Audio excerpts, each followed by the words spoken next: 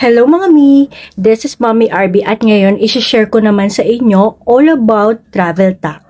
But before we start, if you are looking for information all about family visit visa for Saudi Arabia, meron po akong mga videos na na-share na dito sa aking YouTube channel and I created a playlist para mas mabilis nyong makita yung pagkakasunod-sunod at mga bagay na dapat nating malaman. And if you are going to book a hotel or any experiences around the globe, you may use Klook app para mas maka-discount ka. At kung mas gusto mong makamura, you can use Mommy RB Klook na promo code which will give you 5% off at pwede mo itong gamitin hanggang 5 beses. So now, let's start.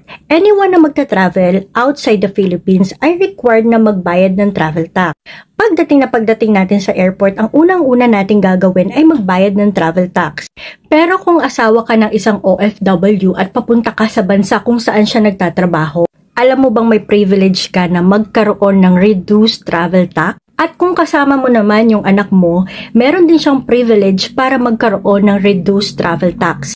Yung reduced travel tax, applicable po yan kapag spouse or asawa kayo ng isang OFW or anak kayo ng isang OFW at papunta kayo sa same country kung saan sila nagtatrabaho. So ano nga ba yung kailangan natin i-present kapag magbabayad tayo ng travel tax? Ito yung tinatawag nating OEC or Overseas Employment Certificate. Ano ba itsura nun? Ganito po yung itsura niya mga mi, pero hindi ko napapakita yung full details kasi personal information po yun ng asawa ko. Now, kung OFW yung asawa nyo, very aware po sila kung ano yung OEC kasi kailangan nila yan at ina-accomplish nila yan pag pumapasok at lumalabas sila ng bansa. If I'm not mistaken. Bali sa OEC kasi mga mi, nakalagay dyan yung passport number, kung ano yung position ni asawa nyo, kung ano yung contract niya, anong agency, anong principal, anong job site niya. And then, ipapasa din natin, syempre ipapakita natin yung ating passport. And of course, ibibigay din natin yung marriage certificate natin. Now, if you are traveling with your kid, ibibigay din natin yung birth certificate ng anak natin. Don't worry mga mi, kasi itong OEC na to, birth certificate and marriage certificate, ay ipa-photocopy lang nila doon sa airport. And then, para mabawasan or magkaroon tayo ng reduced travel tax. Gaano ba kalaki no, yung mababawas na travel tax sa atin kapag asawa tayo ng OFW? Yun pala isa pa mga mi, kailangan nyo rin isubmit yung ticket nyo. Bali, passport, ticket, marriage certificate, OEC. Then sa anak nyo, passport, ticket, birth certificate, and OEC. Paano kung isang kopya lang ng OEC yung dala nyo? Okay lang po yun. Understandable na nila yun. And then ito na nga, magkano yung reduced travel tax or privileged travel tax natin? So for example, nakabook kayo ng economy class, which is this one. Ang regular na travel tax is 1,620. Pero dahil asawa nga kayo ng OFW, ang babayaran nyo lang ay 300 pesos.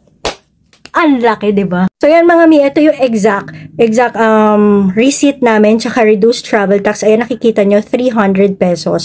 Isa sa akin, isa sa anak ko.